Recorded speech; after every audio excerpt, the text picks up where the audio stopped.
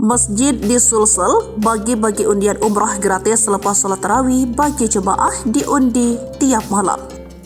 Rasa haru dan bahagia dibagikan seorang pengguna TikTok dengan akun Betari Farida yang mendapat undian berupa umrah gratis usai menjalani ibadah sholat tarawih viral di media sosial.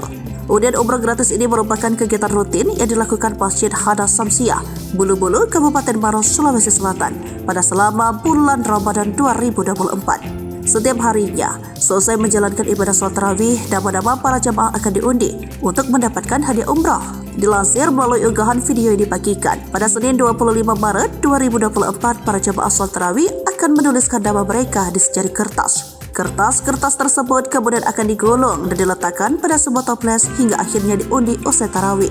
Undian umrah gratis di Masjid Hana Samsiah, Bulu Bulu, Maros setiap malam setelah sholat tarawih, terang pengunggah video.